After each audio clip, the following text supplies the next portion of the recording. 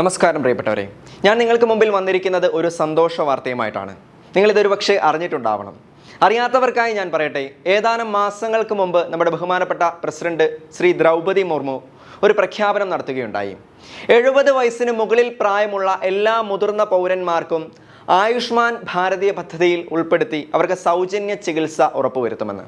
അതായത് 70 വയസ്സിന് മുകളിൽ പ്രായമുള്ള ഏതൊരു ഇന്ത്യൻ പൗരനും ജാതി, മത, വർഗ, ലിംഗ ഭേദമില്ലാതെ അവരുടെ വരുമാനം എത്രയെന്ന് കണക്കിലെടുക്കാതെ ഒരു വർഷം ഏകദേശം 5 ലക്ഷം രൂപ വരെ ഈ പദ്ധതിയിലൂടെ ചികിത്സാ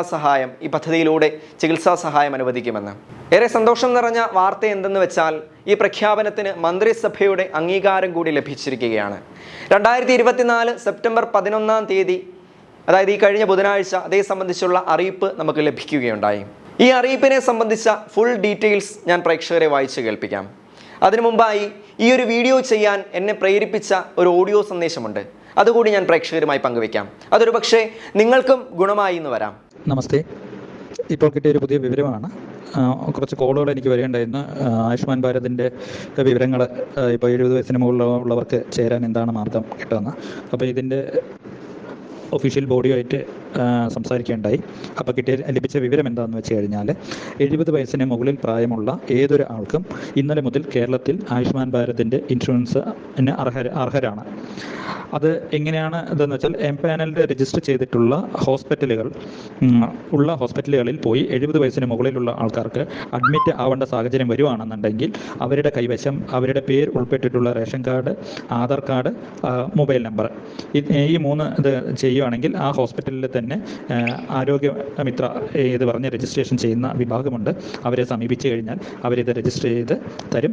ആ വ്യക്തിക്ക് ആയുഷ്മാൻ ഭാരതിൽ പറഞ്ഞിട്ടുള്ള ഒരു വർഷത്തേക്ക് 5 ലക്ഷം രൂപയുടെ ഇൻഷുറൻസ് കവറേജ് ലഭിക്കുന്നതാണ്. അപ്പോൾ ഈ വിവരം പരമാവധി നമ്മളുടെ എല്ലാവരിലേക്കും ഷെയർ ചെയ്യുക. അർഹതയുള്ള എല്ലാ 70 വയസ്സിൻ്റെ മുകളിലുള്ള ആൾക്കാർക്കും ഇത് ലഭിക്കുന്നതാണ്.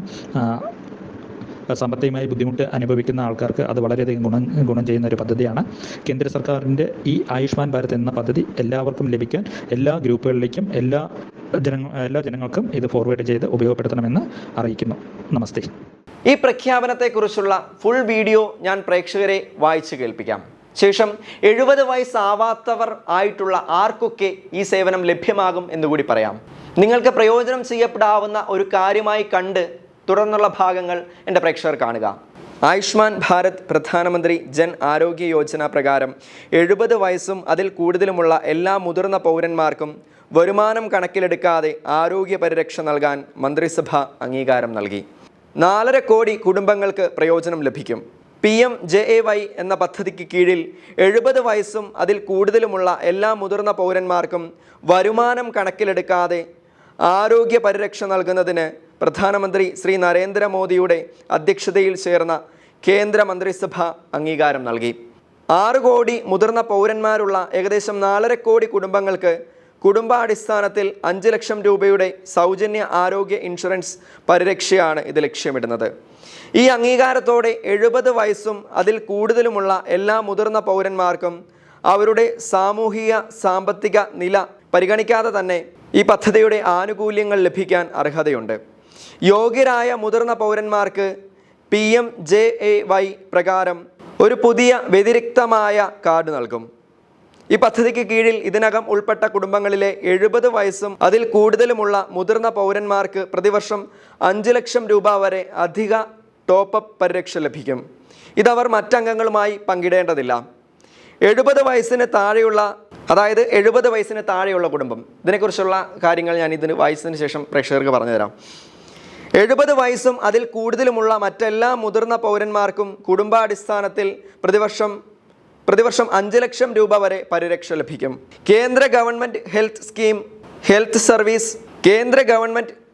Scheme, ex serviceman, ECHSS, Ayushman central armed police force തുടങ്ങിയ മറ്റ് പബ്ലിക് ഹെൽത്ത് ഇൻഷുറൻസ് സ്കീമുകളുടെ ആനുകൂല്യങ്ങൾ ഇതിനകം ലഭിക്കുന്ന 70 വയസ്സും അതിൽ കൂടുതലുമുള്ള മുതിർന്ന പൗരന്മാർക്ക് ഒന്നുകിൽ ചെയ്യാം. അവരുടെ നിലവിലുള്ള സ്കീം തിരഞ്ഞെടുക്കുക, അല്ലെങ്കിൽ ഈ പദ്ധതി തിരഞ്ഞെടുക്കുക. സ്വകാര്യ ആരോഗ്യ ഇൻഷുറൻസ് പോളിസികൾ അല്ലെങ്കിൽ എംപ്ലോയീസ് സ്റ്റേറ്റ് ഇൻഷുറൻസ് സ്കീമിന് കീഴിലുള്ള 70 വയസ്സും അതിൽ കൂടുതലുമുള്ള മുതിർന്ന പൗരന്മാർക്ക് ഈ പദ്ധതി പ്രകാരം ആനുകൂല്യങ്ങൾ ലഭിക്കാൻ അർഹതയുണ്ടെന്ന് വ്യക്തമാക്കിയിട്ടുണ്ട്. ഈ ഒരു പദ്ധതി ആയുഷ്മാൻ പ്രധാനമന്ത്രി യോജന ലോകത്തിലെ ഏറ്റവും വലിയ പബ്ലിക് ഫണ്ടഡ് ഹെൽത്ത് ഇൻഷുറൻസ് സ്കീമാണ്. അതായത് ഇപ്പോൾ ഒരു കുടുംബം നിലവിൽ ഈ പദ്ധതിയുടെ ഭാഗമാണ് എന്ന് കരുതുക. അങ്ങനെയെങ്കിൽ ഒരു വർഷം ആ ഒരു കുടുംബത്തിന് 5 ലക്ഷം രൂപ എന്നതാണ് ചികിത്സാ ചെലവായി അല്ലെങ്കിൽ സേവനമായി ലഭ്യമാകുന്നത്.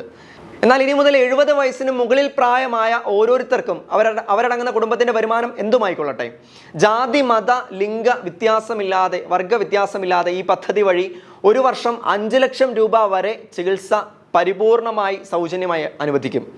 ഞാൻ ഒരിക്കൽ കൂടി പറയാം, ഇതുവരെയും ഈ പദ്ധതിയുടെ ഭാഗമായിരുന്നവർക്ക് ഒരു കുടുംബത്തിലെ എല്ലാവർക്കുമായി വർഷത്തിൽ 5 ലക്ഷം രൂപ വരെയുള്ള ചികിത്സാ സേവനം അഥവാ ഇൻഷുറൻസ് പരിരക്ഷ ആയിരുന്നു നൽകിയിരുന്നതെങ്കിൽ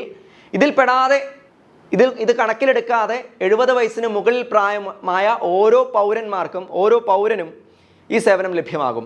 ഇത്തരത്തിൽ 70 വയസ്സിന് മുകളിൽ പ്രായമായവർക്ക് ഈ പദ്ധതിയുടെ ഭാഗമാകാനുള്ള അവസരം, അതിൻ്റെ രജിസ്ട്രേഷൻ നടപടികളും മറ്റും ഉടൻ തന്നെ ഉണ്ടാകുമെന്നാണ് ലഭിക്കുന്ന അറിയിപ്പുകൾ.